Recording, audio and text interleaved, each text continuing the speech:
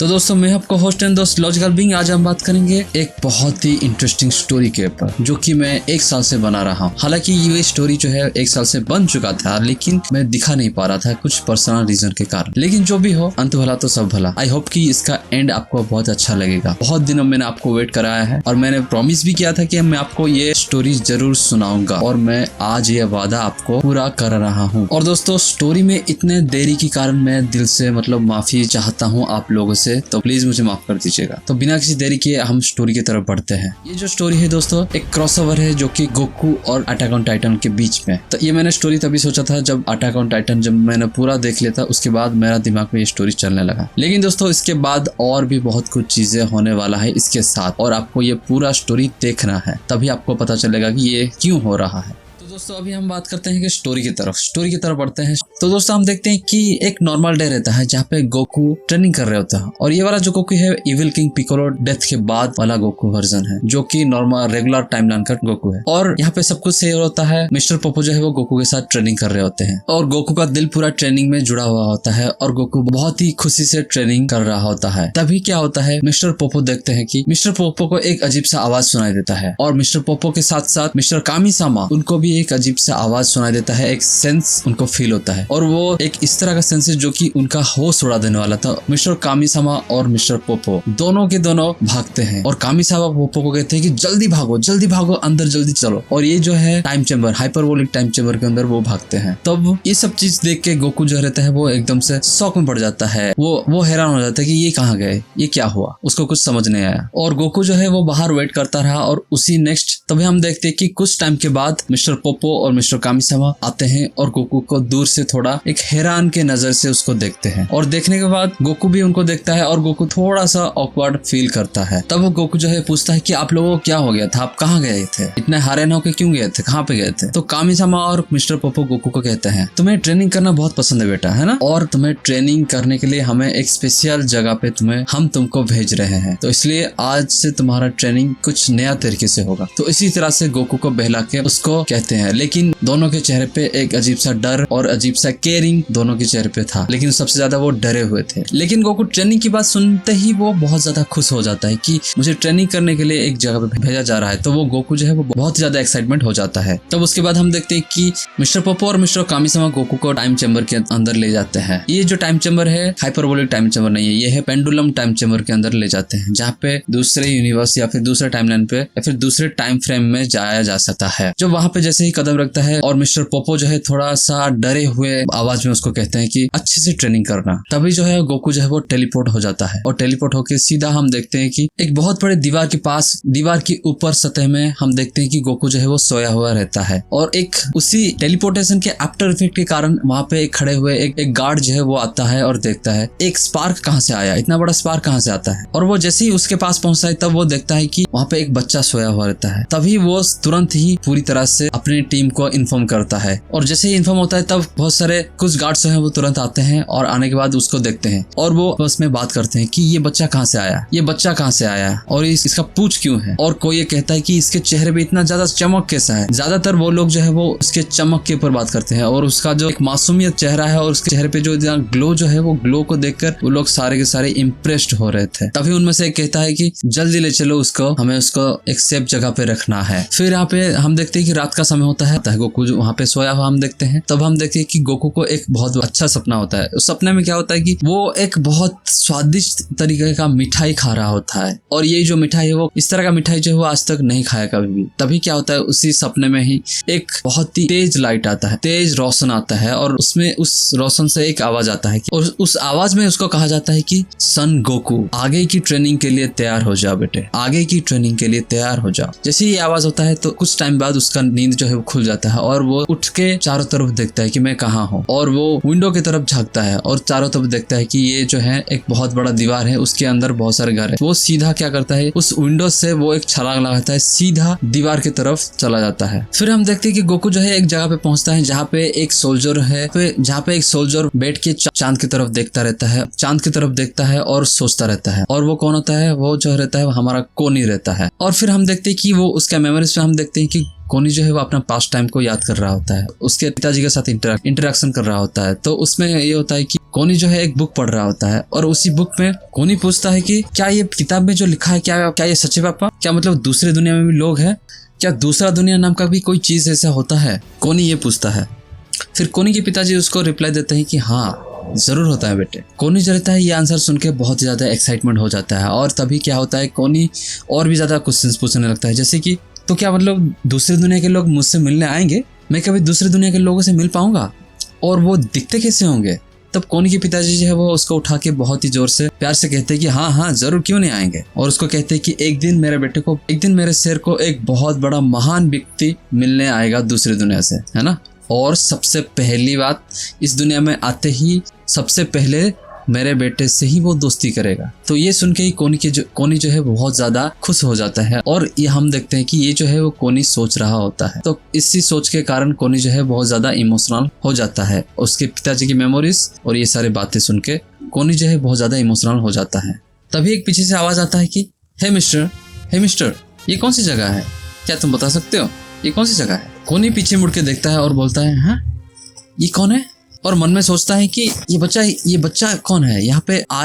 यहाँ पे कब से है और आवाज भी कैसे नहीं आया और इतने ऊपर कैसे चढ़ा उसने? ये जो सारे सवाल है कोनी के मन में चल रहा था। और फिर कोनी जो है तभी कहता है कि अच्छा तो ये जो बच्चा है शायद आज दिन में हमारे ग्रुप जो है वो बात कर रहे थे कि जो बच्चों को पकड़ा गया था तो यही बच्चा है शायद, लेकिन इसके चेहरे पे इतना ज्यादा तेज कैसे है, इतना ज्यादा ग्लो कैसे है? तो अपना साइलेंस को भंग करके कोनी गोकू को फाइनली पूछता है कि बच्चे तुम कौन हो, तुम कहाँ से आए हो? तो गोकू रिप्लाई देता है कि ओ मैं गोकू हूँ, मैं यहाँ पे ट्रेनिंग करने के लिए आया हूँ, मुझे कामी-सामा ने भेजा यहाँ पे। कोनी तुरंत कहता है कि क्या कामी-सामा? कोनी मन ही मन सोच रहा होता है कि कैसे, क्यों, और वो भी ट्रेनिंग करने के लिए कामी-सामा? कोनी जो है वो तुरंत ऐसे सोचने लगता है कि शायद ये बच्चा पागल है या फिर ये कहानी की दुनिया में मतलब डूबा हुआ है। फिर हम देखते हैं कि गोकू जो है वो सेंस करता है, चारों तरफ से पूरी तरह से सेंस करता है और सेंस करके कहता है कि यहाँ पे बहुत सारे डिप्रेस्ड की है, यहाँ तक कि कोनी का भी डिप्रेस्ड की है। और ये सब सेंस करने के बाद गोकू कहता है कि हे मिस्टर, तुम लोग अंदर से इतना दुखी क्यों हो? क्या हुआ तुम्हारे साथ? बहुत सारे लोगों का टूटी हुई आत्मा जैसे मैं सेंस कर पा रहा हूँ। तो दोस्तों तभी हम देखते हैं कि अचानक से 6 से 7 टाइटन जो है वो तुरंत ऐसे दौड़ के चले आते हैं और दीवार के पास आके खड़े हो जाते हैं और वो ऊपर देखने लगते हैं। और कोनी जो है गोकू को कहता है कि सैड और डीपली वॉइस में कोनी कहता है कि यही लोग हैं हमारे टूटी हुई आत्मा के कारण और ये हमें रोज मारते हैं और हम रोज डर डर के जीते हैं कि आज ये हमारा आखिरी दिन ना हो। लेकिन तभी गोकू कहता है कि ओ तो लेकिन ये सब नंगे क्यों है? गोकू जो है वो उनको देखने के लिए, पास से देखने के लिए वो तुरंत जंप कर लेता है और देखने के बाद गोकू जोर से चिल्लाता है और कहता है इनके बॉल कहाँ गए? तभी एक टाइटन जो है वो गोकू को पकड़ लेता है और ये देख के पूरी तरह से शॉक हो जाता है और वो गुस्से से लाल हो जाता है। वो जो टाइटन जो पकड़ा हुआ था गोकू को, वो सीधा गोकू को चबाने के लिए अपने मुंह के अंदर लेता है और गोकू को मुंह के अंदर डालने वाला होता है। और तभी कोनी कहता है कि मॉन्स्टर्स छोड़ दो उसे। और कोनी जो है वो दूर से ही चिल्लाता है कि बच्चे मैं आ रहा हूँ। लेकिन उसी टाइम पे कोनी जो है वो जैसे ही जंप कर रहा होता है तो कोनी को एक टाइटन जो है वो पकड़ लेता है और कोनी जो है बहुत ज्यादा सरप्राइज होता है कि कोनी ने इस तरह का रिएक्शन स्पीड कोई भी टाइटन का कभी नहीं देखा था। कोनी हैरान होता है। तभी हम देखते हैं कि वो जो टाइटन है गोकू को पूरी तरह से चबा देता है और कोनी वो देख के वो सदमे में चला जाता है। और ये सब देख के कोनी जो है अपने आप को कोस रहा होता है और वो बहुत ही ज्यादा सैड होता है और वो रोने लगता है। और वहाँ पे कोनी जो है वो अपने अंदर पश्चाताप कर रहा होता है कि मैं एक छोटे से बच्चे को बचा नहीं पाया। और कोनी जो है वो ऐसे इस तरह से वो पूरी तरह से अंदर से टूट जाता है। लेकिन तभी क्या होता है कि हड्डी टूटने की आवाज आती है और वो जो टाइटन का दांत है वो पूरी तरह से क्रैक होता है और वो कम्प्लीटली टूट जाता है। कोनी ये देख के पूरी तरह से शॉक हो जाता है कि ये कैसे संभव है। लेकिन तभी कोनी को जो टाइटन पकड़ा हुआ था वो कोनी को चबाने ही वाला था। तभी कोनी जो है वो अपने मन ही मन गोकू की तरफ देखते हुए कहता है कि अगर तुम सच में कामी-सामा के भेजे हुए लड़के हो तो प्लीज मुझे बचाओ। कोनी जो है बहुत ही टाइटन के मुंह के बहुत ही पास जाता है। लेकिन तभी क्या होता है कि एक बहुत ज्यादा सॉफ्ट साउंड होता है और सॉफ्ट साउंड होने के बाद कोनी जो है वो कम्प्लीटली गायब हो चुका होता है टाइटन के हाथ से। और कोनी जो है वो अपने आप को पाता है दीवार के ऊपर जहाँ पे वो पहले खड़ा था, जहाँ पे वो पहले बैठा था और अपने पिताजी के बारे में सोच रहा था। ये सारे सिनारियो के बाद कोनी जो है वो पूरी तरह से हैरान हो जाता है और उस बच्चे को देख के वो कम्प्लीटली शॉक होता है और वो बिलीव भी करता है कि ये कामी-सामा का बच्चा है। और कोनी पूरी तरह से हैरान होकर गोकू को पूछता है कि तुमने कैसे किया? वाह। गोकू पूरी तरह से एक इनोसेंट स्माइल देता है कोनी जो है अपने मन ही मन सोचने लगता है कि अगर कामी सामा ने सच में अगर ये बच्चों को हमारे रक्षा के लिए भेजा है तो हमारा सारा सपना पूरा होने वाला है। तो कोनी जो है बहुत ही ज्यादा इमोशनल सैड और हैप्पी मिक्सचर फीलिंग उसके मन में था। तभी कोनी जो है वो गोकू को पूछता है कि वैसे तुम्हारा नाम क्या है। गोकू कहता है ओ मेरा नाम मैं गोकू हूँ। और कोनी कहता है मैं कोनी, मैं इस दीवार को गार्ड करता हूँ।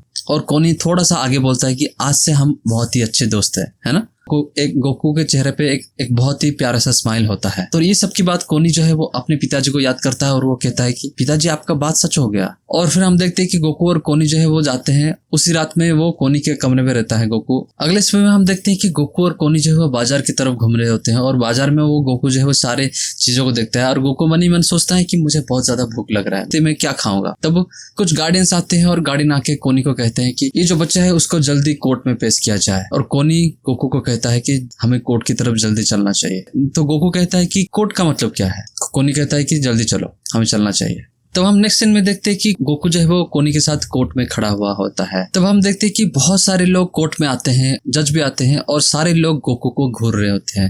और गोकू को देखते ही सारे लोग मन ही मन सोच रहे होते हैं कि ये बच्चा कौन है, इसका पूंछ क्यों है। और उसके चेहरे में एक अजीब सा ग्लो और अजीब सा ग्लेज देख के वो सारे के सारे हैरान भी हो रहे होते हैं और गोकू की तरफ अट्रैक्ट भी हो रहे होते हैं और मन ही मन सोच रहे होते हैं कि बहुत ज्यादा प्यारा है, मतलब इतना खिलखिलाता हुआ चेहरा आज तक हमने नहीं देखा। और सारे लोग गोकू की तरफ एक अजीब सा प्यार उसकी तरफ उमड़ रहा था। यहाँ तक कि जज भी गोकू को देख के मुस्कुरा रहा था। लेकिन फिर पूछताछ चालू हुआ। तो फिर उसके बाद जज जो है वो पूछने लगता है कि गोकू को पूछता है कि बच्चे तुम कौन हो, तुम कहाँ से आए हो, सबसे बड़ी बात क्या तुम टाइटन बन सकते हो। जज जो है वो गोकू का पूछ देख के वो घबराहट के कारण ये पूछ लिया था। और गोकू जो कहता है कि टाइटन वो क्या होता है। तो फिर कोनी जो है उसको समझाता है कि टाइटन का मतलब ये होता है कि एक बहुत बड़ा मॉन्स्टर जैसे कि कल रात तुमने देखा था। तो गोकू जो है थोड़ा सोचता है और सोच के बोलता है कि मुझे लगता है कि मुझे याद नहीं आता, लेकिन मेरे दोस्त मुझे कहते हैं कि मैं कभी कभी बहुत बड़ा मॉन्स्टर बन जाता हूँ, एक बहुत बड़ा मंकी मॉन्स्टर में बन जाता हूँ। तो दोस्तों जैसे ही गोकू ये बात कहता है तब पूरी सभा में, पूरी कोर्ट में सारे के सारे लोग शॉक हो जाते हैं और वो शॉक होके कम्प्लीटली डर जाते हैं। और तुरंत जज जो है वो उसको आदेश देता है कि इस बच्चे को जल्दी तुरंत बंदी बनाओ, जल्दी जेल में रखो। तो ये बात सुन के कोनी जो है वो खुद घबरा जाता है और उसके बाद गोकू को कुछ गार्ड्स जो आते हैं और उसको पकड़ के ले जाते हैं। लेकिन तभी गोकू जो है मन ही मन सोच रहा होता है कि यार मुझे बहुत ज़्यादा भूख लग रहा है, मैं बहुत ज़्यादा भूखा हूँ, मुझे खाना दो। तभी जो है वो गोकू का भूख जो है वो सर पे चढ़ चुका था। इसी वजह से वो गोकू जो है वो उनके हाथ से वो गायब हो जाता है और सारे लोग हैरान हो जाते हैं कि बच्चा कहाँ गया। तभी गोकू जो है वो दौड़ते दौड़ते कोर्ट के बाहर जाता है। और कोर्ट के बाहर ही जैसे जाते हैं तब हम देखते हैं कि यहाँ पे मिकासा और हिस्टोरिया गोकू के सामने आ रहे होते हैं। तब गोकू जो है वो उनके सामने उनको पूरी तरह से छलांग लगा के वो भाग जाता है। गोकू पूरी तरह से भागते भागते पूरा वो दीवार की तरफ चढ़ता है। दीवार के ऊपर पहुंच के गोकू जोर से चिल्लाता है और कहता है कि किंतोयोन। लेकिन इस दुनिया पे गोकू का फ्लाइंग मेंबर्स बिल्कुल भी नहीं आता है। तब गोकू जो है वो तेजी से भागता है, दीवार के दूसरी तरफ भागता है और वो चला जाता है। लेकिन ये सब चीजें जो है वो मिकासा और हिस्टोरिया देखते हैं और मिकासा जो है वो हैरान हो जाता है। लेकिन हिस्टोरिया जो है वो पूरी तरह से मूर्छित अवस्था में चली जाती है और वो फेंट हो जाती है कम्प्लीटली। तब हिस्टोरिया को जो है उठा के ले जाते हैं और उसके कमरे में रखते हैं और आर्मिन और मिकासा जो है वो उसको चेकअप करते हैं। तब हिस्टोरिया का धीरे धीरे आँख खुलता है और आँख खुलने के बाद मिकासा उसको पूछता है कि क्या हुआ था, तुम बेहोश क्यों हो गई थी। तभी हिस्टोरिया कहती है कि जो बच्चा मैंने अभी अभी देखा था वो मैंने 2 दिन पहले सपने में देखा था और उस सपने में आया था कि एक उज्जवल सा लाइट मैंने देखा था और उसी लाइट में से एक बच्चे को मैंने देखा था। लेकिन उस बच्चे का चेहरा अच्छे से नहीं दिख रहा था और उसमें से आवाज आ रहा था कि तुम्हें इस बच्चे की निगरानी करनी है, उस बच्चे को संभालनी है। आर्मिन ये सब सुन के पूरी तरह से कंफ्यूज में हो जाता है। तब हम दूसरे पैनल पे देखते हैं कि कोनी जो है वो जज को सारा एक्सप्लेनेशन देता है, क्योंकि कोनी को देखा गया था गोकू के पास रहते हुए। तो कोनी जो है वो सारा एक्सप्लेनेशन जज को दे रहा होता है और सारे लोगों को कोनी बताता है कि गोकू जो है वो कामी सामा ने उसको भेजा है। और पिछला रात का जो इंसिडेंट हुआ था वो सारे लोगों के सामने और जज के सामने वो बयान कर रहा होता है। तो सारे लोग जो है वो हैरान में पड़ जाते हैं कि क्या गोकू जो है वो सच में कामी सामा ने हमारे लिए भेजा है। तो वो सारे लोग जो है वो हैरान भी होते हैं और कुछ लोग खुश भी होते हैं और कुछ लोग जो है स्पीचलेस भी होते हैं। तो दीवार के अंदर ये सारी चीजें चल रहा होता है। तभी हम देखते हैं कि गोकू जो है बहुत दूर एक नदी के पास, जंगल के पास होता है और भूख के कारण वो एक मछली शिकार करता है और मछली जो है वो पका के खा रहा होता है।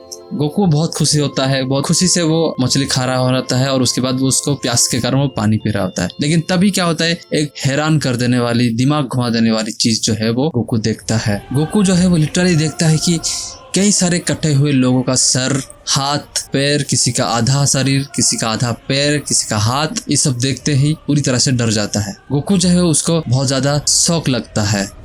तभी हम देखते हैं कि दीवार की जो अंदर जो होता है एक बहुत तेजी से एक भूकंप जैसा आवाज आता है और अंदर जो बैठे हैं कासा, एरविन और हिस्टोरिया, ये सारे लोग जो है वो कांपने लगते हैं। उनका बेड भी कांपने लगता है, उनका घर भी जो है वो कांपने लगता है।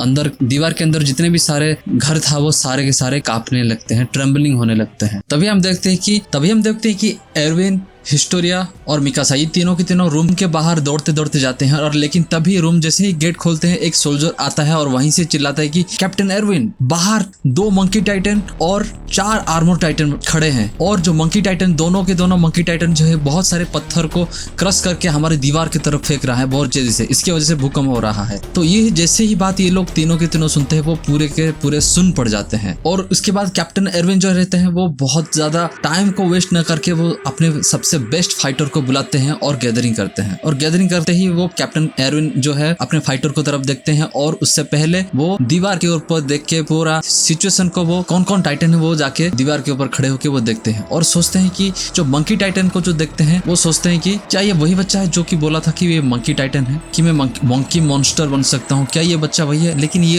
अगर एक बच्चा अगर मंकी टाइटन है तो दूसरा कौन हो सकता है? और बाकी 4 आर्मर टाइटन को देख के भी ये सोचता है कि वो मंकी टाइटन और 4, हम तो एक ही आर्मर टाइटन को देखे थे लेकिन ये यहाँ पे 4 आर्मर टाइटन और 2 मंकी टाइटन। तो ये सारी बात जो है एरविन सोच के उसका जो दिमाग होता है बहुत ज्यादा क्लमजी में फंस जाता है। तभी वो अपने अंदर ही अंदर वो कहने लगते हैं कि हम जितना सच्चाई के करीब जाते हैं सच्चाई उतनी ही जटिल होती जा रही है। क्या यही हमारा भाग्य है?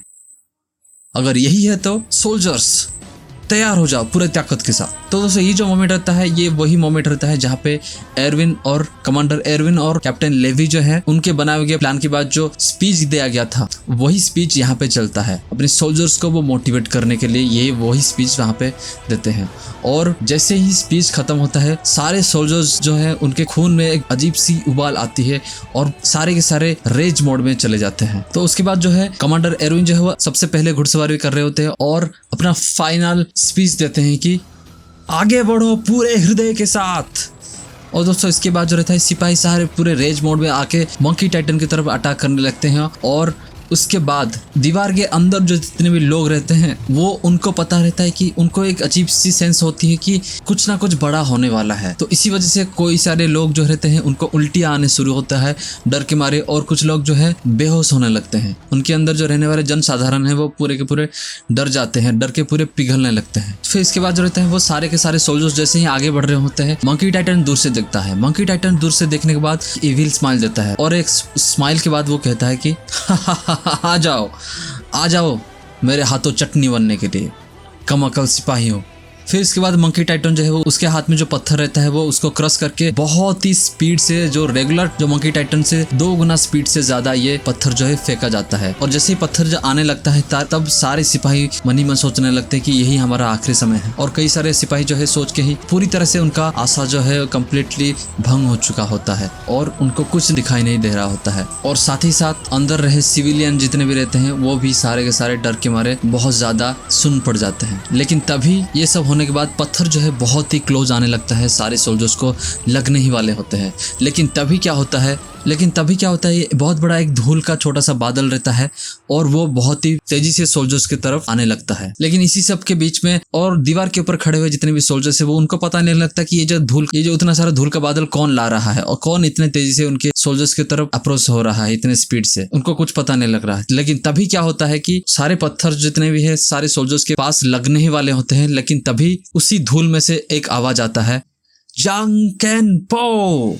यो अभी ट्रेनिंग का टाइम है। फिर उसके बाद बहुत बड़ा भयंकर साउंड होता है और ये जो साउंड रहता है बहुत सारे छोटे छोटे बॉम्ब्स एक साथ जैसे फटते हैं उस तरह का साउंड एक ही साथ में आता है। सारे लोग महसूस करते हैं कि कई सारे बॉम्ब्स एक साथ में फट रहा है। फिर कोई भी सिपाही जो रहता है वो समझ नहीं पाते हैं, चारों तरफ धूल ही धूल रहता है और जो मंकी टाइटन है उसको भी पता नहीं चलता कि इतना सारा धूल जो है वो कहाँ से आया। लेकिन जैसे ही धूल धीरे धीरे छटा तभी हम देखते हैं कि सारे सोल्जर्स के सामने एक बच्चा खड़ा है, उस बच्चे के पीछे एक टेल है और वो एक लकड़ी एक रेड कलर का स्टिक पकड़े हुए खड़ा है। ये सारे सोल्जर्स देख के पूरी तरह से हैरान है और तब हम देखते हैं कि ये जो रहता है हमारा गोकू रहता है। तो दोस्तों यही है हमारा पार्ट 1, यहीं पे खत्म होता है। तो आप आई होप कि आप लोगों को बहुत अच्छा लगा होगा और मैंने ये पहली बार ऐसा कुछ किया है जो कि ये मेरा स्टाइल नहीं था। सो इसलिए अगर कुछ भी गलत अगर हुआ है तो प्लीज मुझे माफ कर दीजिए और सजेशन भी दे सकते हैं, मुझे सिखा भी सकते हैं। अगर आप इसके बारे में कुछ पता है या फिर ऐसा करना चाहिए आप मुझे बहुत सारा सजेशन भी दे सकते हैं। डिस्कॉर्ड में, इंस्टाग्राम पे, मैं हर जगह पे हूँ, है ना। आई मीन ये 2 जगह पे ही हूँ। तो